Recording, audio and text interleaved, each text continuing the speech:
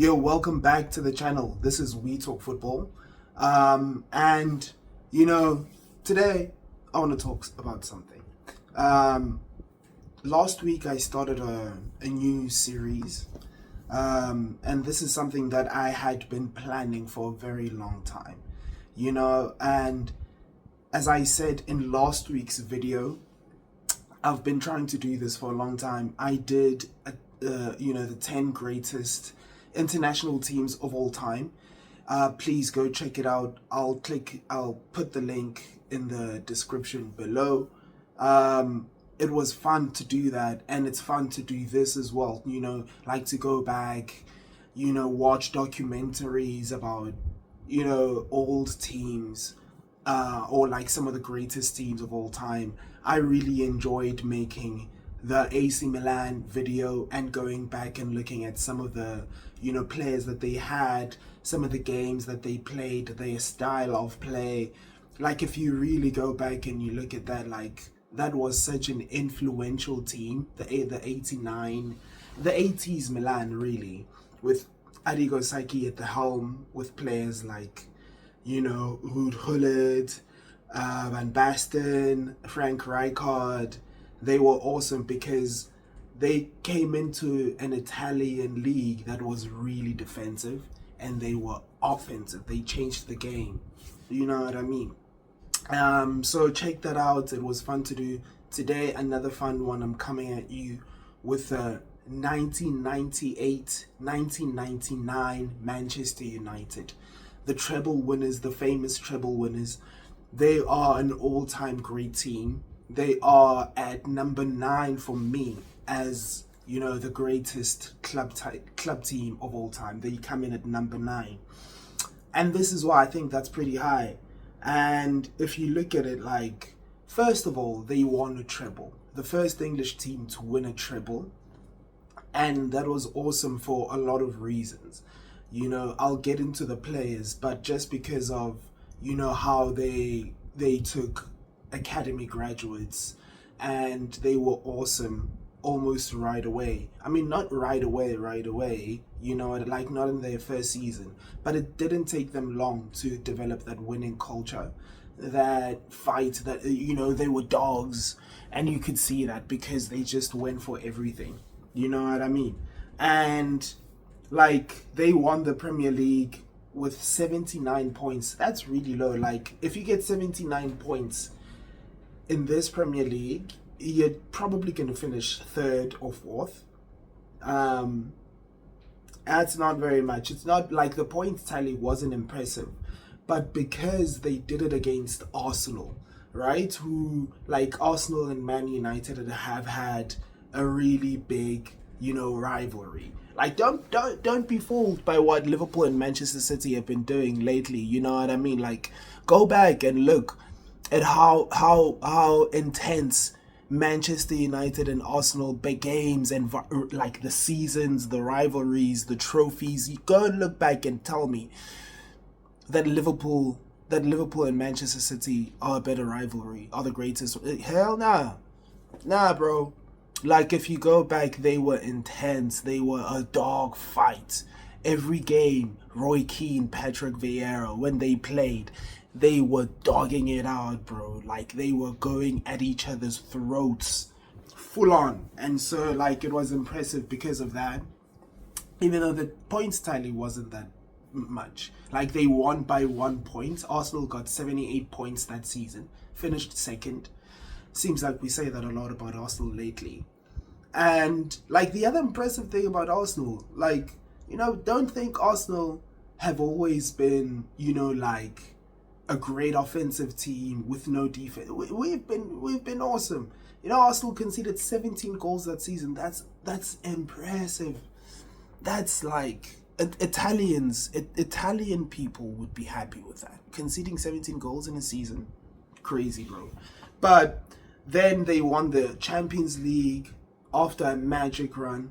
And if you think about it, like go back to the Champions League group stage, they only got 2 wins. They got 10 points. They finished 2nd behind Bayern Munich, who they met in the final.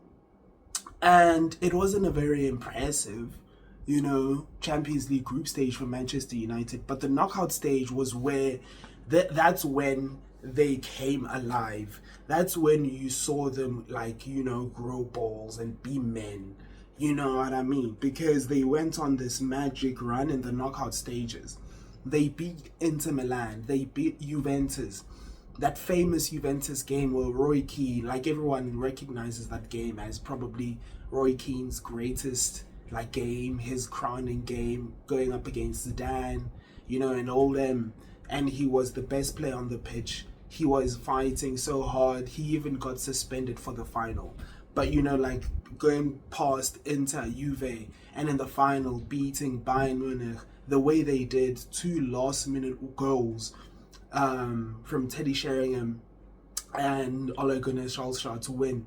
That was amazing. It's one of the greatest Champions League games, Champions League finals, let me say, but also just games of all time, and the way they did it was super, super impressive, because you did it with young players, but with a combination of some really great signings.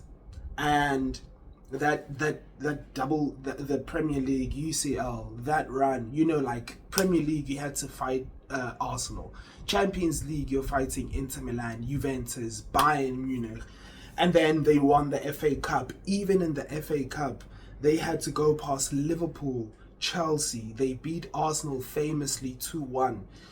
Great goals by Beckham, and probably the greatest FA Cup goal of all time from Ryan Giggs.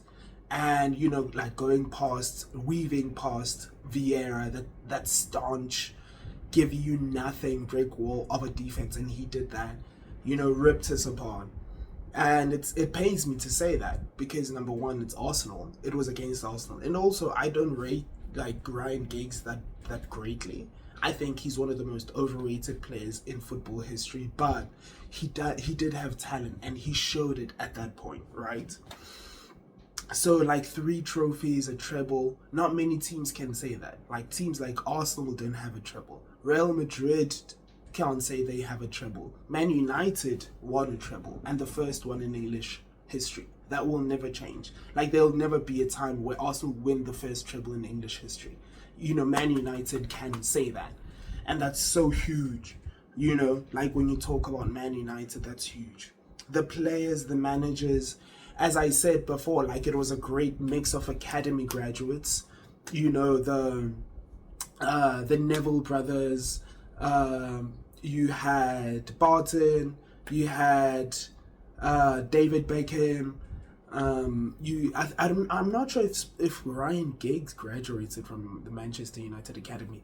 Not sure about that. But you had Paul Scholes graduating from the academy, and then you mixed it up with great signings, super world-class players: Jaap Stam, Roy Keane, Dwight York, Andy Cole up front, and a Peter Schmeichel. And they all came at different times, of course, but when it happened in 1999, it was amazing. It was an amazing run. And you mix all that, those are legendary players. I love Roy Keane. If Roy Keane was my captain, I'd go through brick walls, bro, because I'd see him doing it and I'd want to do it as well, because he's just that iconic. He's such an iconic captain. You have Jaap Stam, one of the greatest centre-backs in football history, I think. Dwight York, Andy Cole, one of the greatest goal scorers in history. And then you mix it up with the academy players, probably Gary Neville, the second greatest right back in Premier League history. Paul Scholes, one of the greatest midfielders ever. So influential in his game and the things that he did.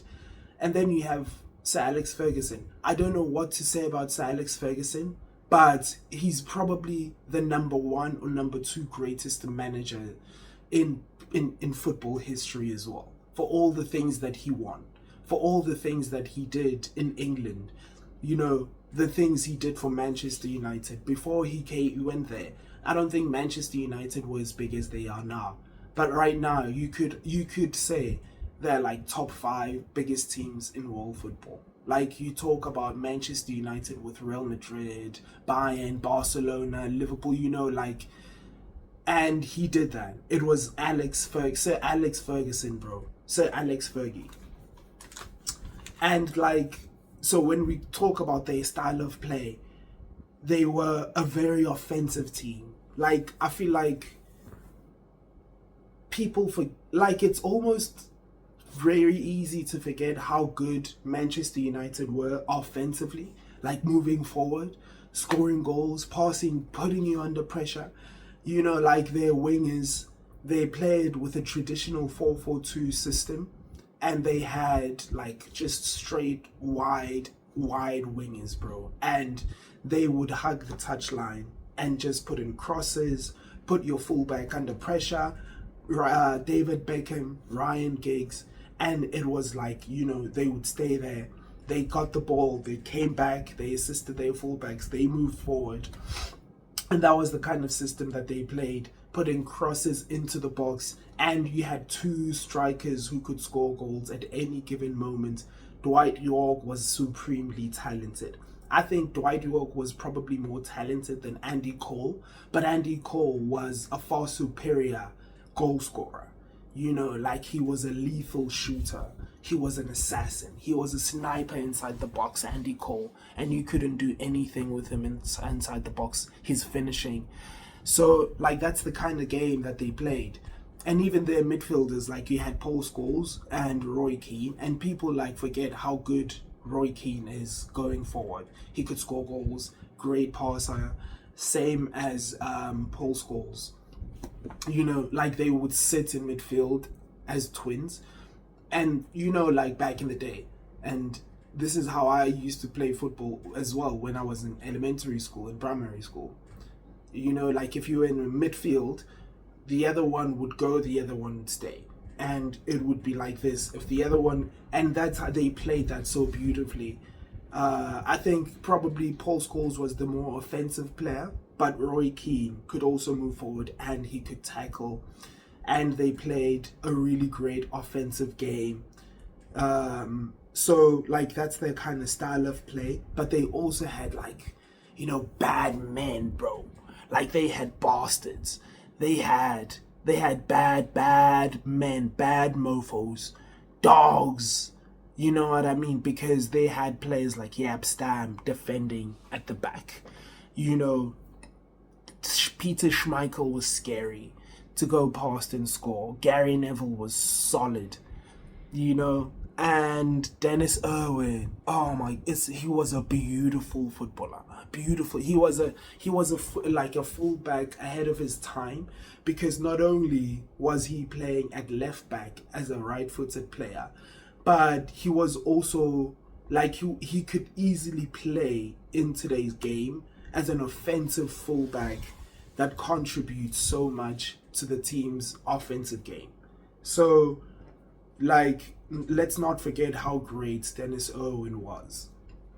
And then, like, when I talk about iconic big games, I mentioned a few of them earlier. The 2-1 against Arsenal, because, like, think about it. That run, that FA Cup run, Manchester United beat Liverpool and Arsenal, 2 of their biggest rivals in England. And the way they beat Arsenal, as I said, like the greatest goal in FA Cup history, Ryan Giggs going through the whole team.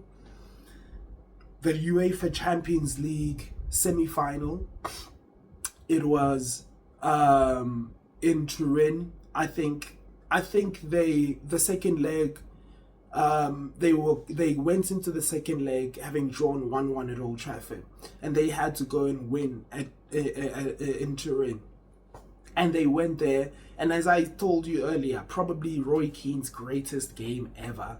He bossed it in a midfield where you had Zinedine Zidane, the greatest midfielder of all time, and everybody recognizes that as Roy Keane's greatest game. And even though he always says my toughest opponent was Zidane, but I think Zidane would probably, I don't know, of course not 100% sure, but he would say Roy Keane is like one of my toughest opponents as well. and that was an iconic match. I've watched it. It was fantastic, entertaining, lots of goals, a 3-2 thriller. And then you had the Champions League final, one of the greatest finals of all time. Like being down 1-0 with like a few minutes left, Teddy Sheringham and Ole Gunnar Solskjaer scoring last minute winners, like one of the greatest games of all time. I think also like it's easy to forget because like you had Liverpool and AC Milan 3-3, which was an iconic game, probably the greatest club game of all time, maybe, but definitely the greatest Champions League game ever, Champions League final game ever. But like that comeback from Manchester United is probably number 2 all time in comebacks. And that was a great way to come back and win the Champions League. So like when you look at those kind of games, that's why you feel like that team was just meant for destiny. And that's why I've put them number 9 all time as club teams. And then like this thing about Fergie time is real. Like that was real, bro. It ain't no joke. Because Man United would fight till the end. Like that game, that Champions League final game tells you that. Like it shows you that they would fight until the end. And they wouldn't give up the game until the ref blows the whistle. And then lastly, degree of difficulty. I think it was extremely difficult for them to win all those trophies. Because first of all, like you have to think about it. No English team had ever done that. So to go deep in all 3 competitions, it takes a huge squad, great players, fitness, like mental monsters, bro.